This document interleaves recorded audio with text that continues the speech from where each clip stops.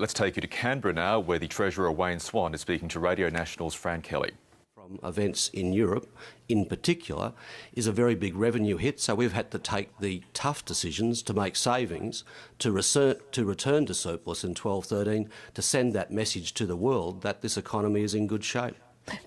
All very well to send the message, but the truth is you need everything to go right to meet that surplus target. Yesterday you were talking of the storm clouds gathering over Europe. The world economy is enduring the most difficult and turbulent time since the Great Depression, is what you said. It's not going to take too much to wipe out such a very small surplus, is it? Well, we certainly need the Europeans to get their act together, and we also do need the US to deal with its challenges. But fortunately, we are forecasting trend growth here in Australia, and of course that is a forecast which the Reserve Bank is making as well. Most private forecasters are making that forecast, and of course the IMF and the OECD and many others have made similar forecasts. So we believe our forecasts are realistic.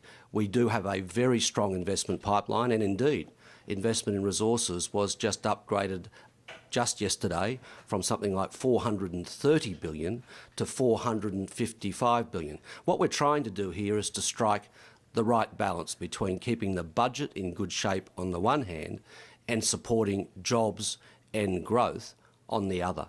It's a wafer-thin surplus. There's no bones about that. $1.5 billion. It's certainly a modest surplus, Fran. Modest to the point that if it was applied to the average household budget of $67,000 a year, your spending would have to increase just by $5 a week to push Fran, into the you red. could make that comment about many surpluses over the years. There's been a number of things that have happened that have come out of the blue only in the last 12 months. Take the Queensland floods. They've had a very dramatic impact on our budget. And indeed, in terms of the deficit that we're projecting for this year, what has happened here is that there has been extra provision for floods in Queensland, not just the floods this year, because we've had back-to-back disasters in Queensland over 2 summers. So, yes, it's true that things can happen. And, of course, we might have more disasters. I mean, that's true. And with respect, Treasurer, if you look at the papers today, virtually nobody believes you can deliver this surplus given the world economy. And a lot of people struggle to understand why it is so crucial. Can you explain to us why it is so important? I certainly don't accept that nobody believes that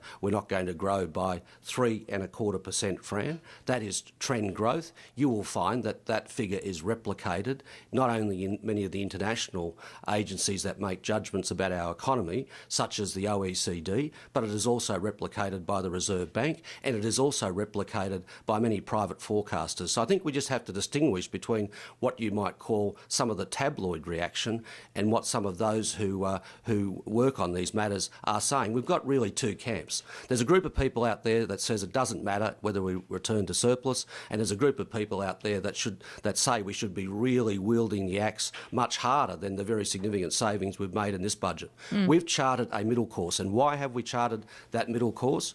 Because we think, first of all, this sends a very important message to the world that fiscal policy in Australia is in good nick. That's a very important message to send when you look at what is the cause of the current instability in the global economy, which is lax fiscal policy. We also believe, Fran, that having a surplus now is appropriate economically because we are still forecast to grow at trend and because we still have a very big investment pipeline. So we've charted a middle course, and some will agree, some will not agree, but what we have done is right for our country.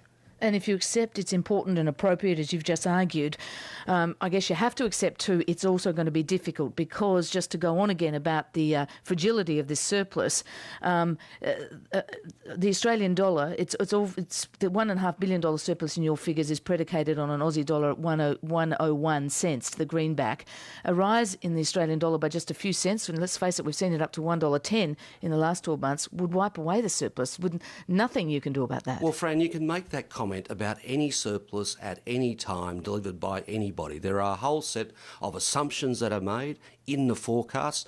The Treasury are very conservative in the way in which they go about doing their forecasting. There's always a whole team of people that'll be out there taking pot shots at the Treasury. All I can say to you is that we have put these forecasts together in good faith. They have been done by the Treasury, who did the forecasting for this government, the forecasting for the previous government. The forecasts are very similar to what the Reserve Bank has put forward in recent times. In fact, earlier in the year, the Treasury was more conservative in its forecasts than the Reserve Bank was. So what I say to you is that this is the best possible advice given by a group of professional economists who've been paid to do it by both sides of politics over a long period of time, and in whom most people in this country have a high degree of faith.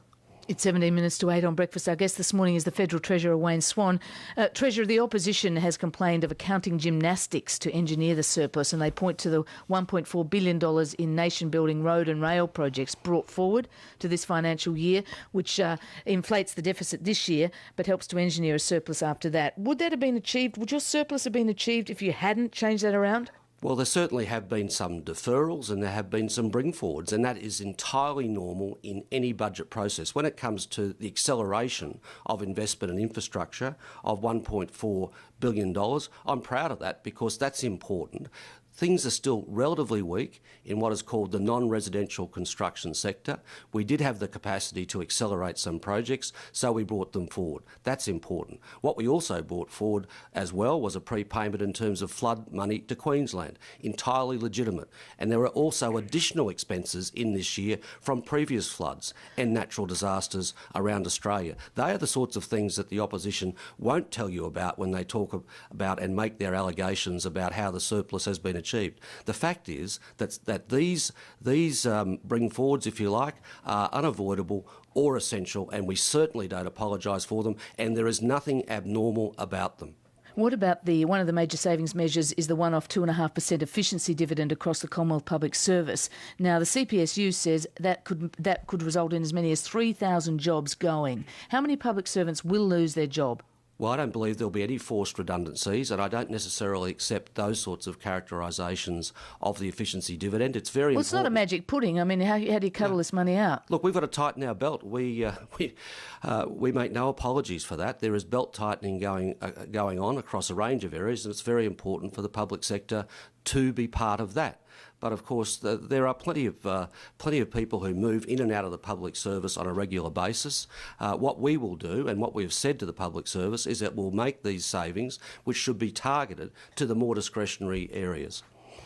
And it'll include cuts to advertising, the Finance Minister told us yesterday. Does that mean the carbon tax ad campaign will be put on hold? Well, we've certainly been much more prudent in this government than the previous government. Does that mean no carbon tax ad campaign? No. Well, what we'll have to do is provide essential information in a range of areas, but what we will do is be more prudent, certainly, than the previous government. That's important, and that area should be targeted, as should other areas in terms of legal services and so on, and consultants and the rest of it. OK. That's the Treasurer Wayne Swan speaking to Fran Kelly, and very shortly we'll be speaking to the Shadow Treasurer Joe Hockey for the Coalition's take on that mini-budget.